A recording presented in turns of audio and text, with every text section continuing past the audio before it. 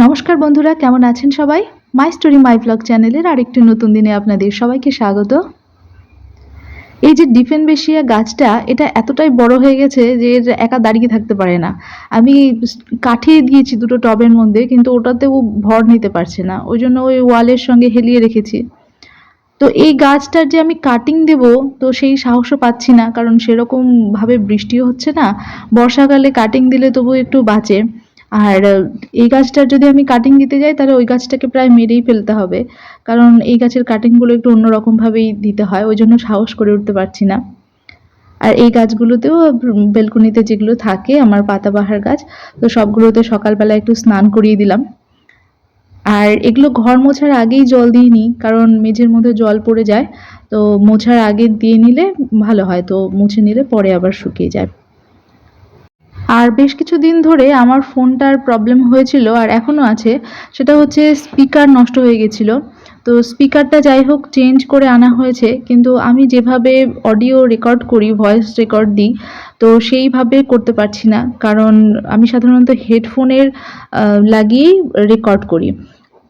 তাছাড়া এইভাবে normally record করলে না সাউন্ডটা একটু ঘ্যানঘ্যানে টাইপের আসে। তো আমার হেডফোনের জায়গাটাও আবার কাজ করছে না। তো যে রিপেয়ার করে সেও কিছুদিন ধরে নেই, তো অন্য কাউকে দিয়ে হাজব্যান্ড করাচ্ছে না। আর এখানে দেখুন আমার মেয়ে হচ্ছে ক্লে দিয়ে আংটি বানিয়েছে। তো এরকম ক্লে দিয়ে ও বিভিন্ন রকম খেলার জিনিস বানাতেই থাকে। আজকে আমি ডাইনিং টেবিলের কভারটাও চেঞ্জ করে দেবো, অনেক দিন হলো এটা আছে। মাঝে মাঝে চেঞ্জ করলে ভালোই লাগে, ঘরের লুকটা একটু চেঞ্জ হয়। কিন্তু ওপরে প্লাস্টিকের কভার দিয়ে রাখি, তো ওই জন্য নোংরা হয় না, নিচের কাপড়টা নোংরা হয় না, কিন্তু তবু ওটা কেচে দেবো। তো যেটা বলছিলাম, আমার ফোনটা নষ্ট হওয়াতে আমি মনের মতন করে মানে ভয়েস ওভার দিতে পারছি না, কারণ আমি বুঝতে পারছি নিজে নিজেই যে ভয়েস ওভার দিতে গেলে কেমন একটা সাউন্ড আসছে। কিন্তু কিছু করার নেই, কতদিন ভিডিও বাদ রাখবো। তো এইভাবে চলছে যতদিন না সেই মেকানিক ঠিক করে দিচ্ছে ফোনটা, এইভাবেই কাজ করতে হবে। আর আপনাদের ডিস্টারবেন্স হচ্ছে কিনা বা আপনারা বুঝতে পারছেন কিনা আমাকে একটু জানাবেন। ওদিকে আমাদের আবার বাড়ির নিচতলার কাজ শুরু হয়েছে। নিচতলায় আমাদের দুটো পার্ট করা হয়েছে ভাড়া দেওয়ার জন্য। তো একটা পার্টের কাজ আগেই কমপ্লিট হয়েছিল ১ বছর আগে, তো ওখানে ভাড়াও থাকে। আর বাকি পার্ট যেটা ছিল 2 বিএইচকে করা আছে, তো ওটা তো ইনকমপ্লিট ছিল। তো ওটার আবার হাজব্যান্ড বলছে যে এইভাবে ফেলে রাখলে নষ্টও হয়ে যাচ্ছে, রোদে বর্ষাতে, আর সিমেন্টগুলো ওরকমভাবে মেঝের উপরে পড়ে থাকছে, তো নষ্ট হয়ে যাচ্ছে। তো ওই কারণেই কাজ আবার শুরু করে দিল। আর এখানে আমি আবার এই যে লাকি বাম্বু গাছটা দেখলেনই তো, এই গাছটা তো মাঝে মাঝেই ধুয়ে দিই আমি।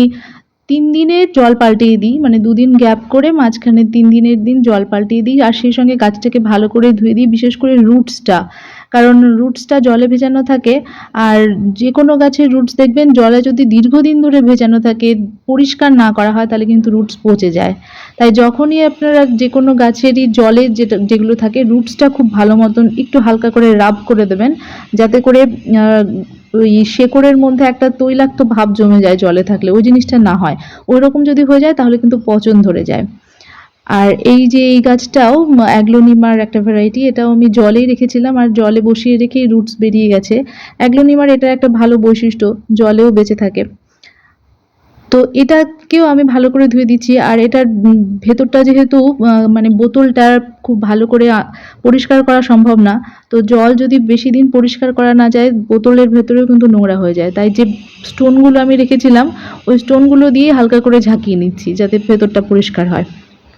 আর যেগুলো জলে আমি রাখি না, সেগুলোকে খুব বেশি জলে ডুবিয়ে রাখি না, মানে যতটুকু রুটস ভেজা থাকে, রুটসটা যাতে জল পায় ততটুকুই। গাছের কাণ্ডটা আমি খুব বেশি ভেতরে জলের মধ্যে পজিশনে রাখি না, তার কারণ এতে কিন্তু কাণ্ডটা পচে যাওয়ার সম্ভাবনা থাকে।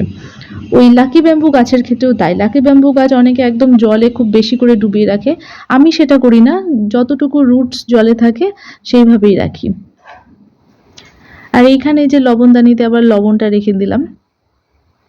পাতে আমরা খুব বেশি লবণ খাই না, আমিও খাই না, আমার হাজব্যান্ডও খায় না। তো সৃষ্টি আবার মাঝে মাঝে একটু লবণ নিতে পছন্দ করে, ওই জন্য অল্প পরিমাণেই রাখি। তো ডাইনিং টেবিলটা আজকে একটু কভারটা চেঞ্জ করে অন্যরকম লাগছে, ভালোই লাগছে।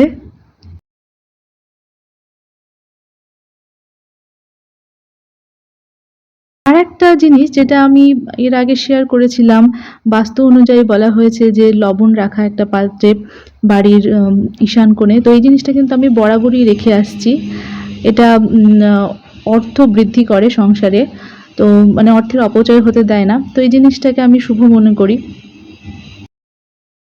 আমার অনেক বন্ধুরা হোম ট্যুর ভিডিও দেওয়ার জন্য রিকোয়েস্ট করেছেন। তো হোম ট্যুর বলতে আমরা উপরতলায় যেখানে থাকি সেটার ভিডিও আমি দেব কোনো এক সময়, একটু সময় সুযোগ করে উঠতে পারলে। আর নিচতলারও অনেক বন্ধু আছেন, বলেছেন যে নিচতলার রুমগুলোও ভিজিট করাতে। তো একটাতে যেহেতু ভাড়া আছে সেটা দেখাতে পারছি না, আর যেটা এখন তৈরি হচ্ছে সেটা কমপ্লিট হয়ে যাওয়ার পরে আমি আপনাদের সঙ্গে শেয়ার করব, কারণ ভাড়া ঢুকে গেলে তারপর তো আবার দেখানো যাবে না। আজকে একটু অন্যরকম রান্না করলাম। বাড়িতে বড়ি দিয়ে যখন আমি কোনো সবজি বা বড়ির তরকারি করি, সাধারণত বাড়িতে ডাল বেটে বড়ি করি, কিন্তু আজকে আবার ডাল বেটে করিনি। আজকে একটু অলসতাই বোধ হচ্ছিল, ওই জন্য পাশের দোকান থেকে বড়ি কিনে নিয়ে এসেছি। আজকে এই সবজি দিয়ে একটা বড়ি দিয়ে একটা মিক্সড রান্না করব। আর সেই সঙ্গে একটা মাছের আইটেম থাকছে। মাছটা আমার কাছে খুব প্রিয় বলতে পারেন, প্রিয় মাছের মধ্যে একটা। সেটা হচ্ছে আমরা শাটি মাছ বলি, শোল মাছের লিটল ভার্সন বলতে পারেন। শোল মাছ যেরকম বড় হয়, তো শাটি মাছটা একটু ছোট হয়। তো অনেকে হয়তো চেনেন, আবার অনেকে চেনেন না বা অনেকে খানও না। তো সেই মাছের একটা আইটেম করব, যেটা আমার মা করে, আর খুব ভালোই লাগে। কিছু কিছু রান্না আছে যেগুলোতে ঝাল খেতে খুব ভালো লাগে। তো ওই মাছটা ওই রকম, মানে ঝাল তরকারি বা শুকনো লঙ্কা দিয়ে বা কাঁচা লঙ্কাই হোক, ঝাল ঝাল খেতে ভালো লাগে। কিন্তু এখন আমি ওই রকম ঝাল খেতে পারি না, কারণ সৃষ্টি খেতে পারে না জন্য আমিও পারি না। ওর জন্য আর আগের মতন আলাদা রান্না করি না। ছোটবেলায় এরকম হতো যে ওর জন্য আলাদা রান্না করতাম। এখন ওরও তো একটু ঝাল খাওয়ানো দরকার, অভ্যেস করানো দরকার, ওই জন্য নিজেরাই একটু কমিয়ে দিচ্ছি। আর এই যে শাটি মাছগুলো এখানে ছোট ছোট করে কেটে নেওয়া আছে। তো এগুলো আমি ভালো করে ভেজে তারপরে রান্না করব। এটা কোনো সবজি ছাড়া শুধু মাছ দিয়েও করে আমার মা। তো আমি এখানে অল্প পরিমাণে বেগুন আর অল্প ছোট ছোট করে আলু কেটে নিয়েছি। তো আলু আর বেগুন দিয়ে করব।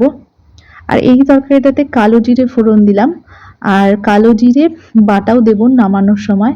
তবে পেঁয়াজ দিয়েও খাওয়া যায়, পেঁয়াজ দিয়েও কিন্তু ভালো লাগে।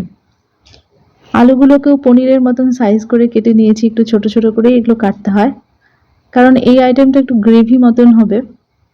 আর আমি আজকে এটা গুঁড়ো মশলা দিয়েই করব, বাটা মশলা দেব না। বাটা মশলা বলতে শুধু কালো জিরেটা বেটে দেবো নামানোর আগে আগে। আর এই যে দেখুন একদম মাখা মাখা টাইপের একটা তরকারি হয়েছে। আর এর মধ্যে না মাছের পিসগুলো একটু ভেঙে ভেঙে দিতে হয়, তাহলে টেস্টটা আরও ভালো হয়। আর এখানে দেখুন এই যে ঢোপের মধ্যে জলে টাইলসগুলো ভেজানো আছে। আজকেই মিস্ত্রিরা এসে টাইলস ভিজিয়ে দিয়েছে আর কাজ শুরু করে দিয়েছে। তো চলুন আপনাদের দেখিয়ে দিই। তো আমাদের বাড়ির পেছনে আর দুটো বাড়ি আছে, তো তার পেছনে বন্ধ, আর কোনো রাস্তা নেই। এটা মানে আমাদের তিনটে বাড়ির পজিশনের জন্যই রাস্তাটা রাখা। তো রাস্তাটার কাজ অর্ধেক হয়েছে, অর্ধেক ঢালাই হয়েছে, অর্ধেক হয়নি। তো এইটা আমাদের নিচতলার পেছন দিককার যে পজিশন। তো এখানে দুটো বেডরুম আছে, এখানে একটা বেডরুম, ওইদিকে বারান্দা, আর এখানে এই যে বাথরুমের আজকে টাইলস বসাবে, আর বাথরুমের পাশেই যে আর একটা বেডরুম আছে। তো এগুলো যখন কমপ্লিট হয়ে যাবে তখন আমি আপনাদেরকে একটু দেখিয়ে দেব। আর এখানে রান্নাঘর আছে বাম দিকটাতে। তো বাথরুমের যখন টাইলসটা কমপ্লিট হয়ে গেছে মোটামুটি, তখন আমি একবার এসেছিলাম বিকেলের দিকে। তো দেখলাম যে অনেকটাই হয়ে গেছে, ওপর নিচটা একটু ইনকমপ্লিট আছে, একটু তো সময় লাগবেই। এটা আমি আর হাজবেন্ড গিয়েই চুজ করেছি এই টাইলসটা। আর এদিকে দেখুন রাত্রেবেলায় সৃষ্টি কি করছে, এই যে গামছা নিয়েছে, গামছা নিয়ে ও শাড়ি পরে মাঝে মাঝেই। তো নিচে একটা নেয়, উপর দিকে আর একটা নেয় প্লেট করে নেওয়ার জন্য, আঁচল করার জন্য। তো বললাম যে ওর দিদিটা, ওর সৃষ্টির এই দিদিটা বলছে যে আমি পরিয়ে দিই ওড়না দিয়ে, তো না, ও গামছা দিয়েই পরবে। তো সব সময় মনে হয় বাচ্চারা এই বয়সটাতে এরকমটাই করে, মানে গামছা দিয়ে শাড়ি পরবে নিজে নিজে। তো আজকের ভিডিওটাতে আমি আমার সারা দিনের টুকিটাকি কাজকর্ম এগুলোই শেয়ার করলাম, আর অন্যরকম অন্য দিনের ভিডিওর থেকে একটু আলাদা। তবু যদি ভালো লাগে চ্যানেলটিকে সাবস্ক্রাইব করবেন। আর দেখুন বেডের কি অবস্থা হয়ে আছে, এগুলো আমি এখন একটু টুকটুক করে গোছাতে থাকি। আর ভিডিওটা আর বড় করব না, এখানেই শেষ করছি। দেখার জন্য অনেক অনেক ধন্যবাদ।